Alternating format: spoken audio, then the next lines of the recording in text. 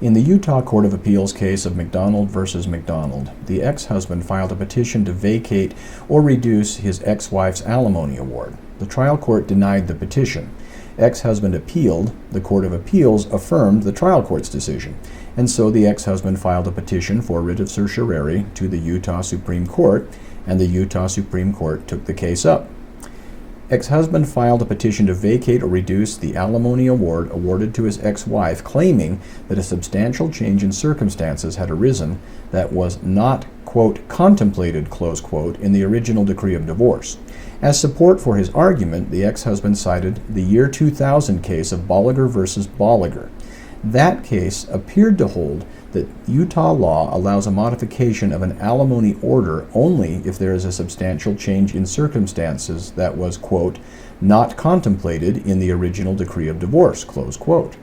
The Court of Appeals and the Utah Supreme Court rejected the not contemplated in the original decree of divorce standard set forth in the Bolliger case because they concluded that those cases no longer applied in light of a 1995 amendment to Utah's alimony statute, which changed the standard from allowing modification due to changes in circumstances, quote, not contemplated in the original decree, close quote, to modification only where there is a, quote, substantial material change in circumstances not foreseeable at the time of divorce, close quote.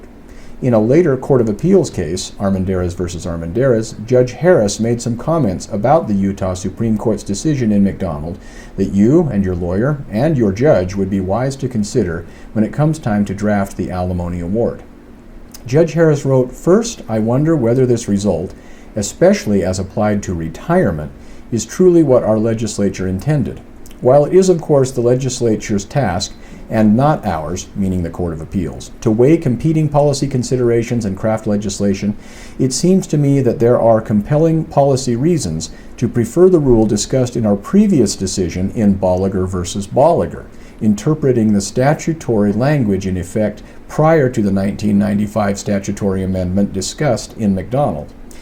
Under the previous rule, a, quote, party's retirement or receipt of Social Security, unless expressly foreseen at the time of the divorce, may amount to a substantial material change of circumstances entitling the petitioner to a determination of whether the alimony order should be modified, close quote.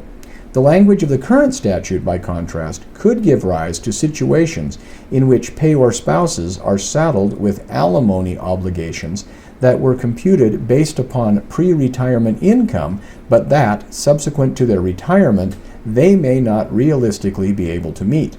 If that result is not what the legislature intended, then it should consider amending the statute.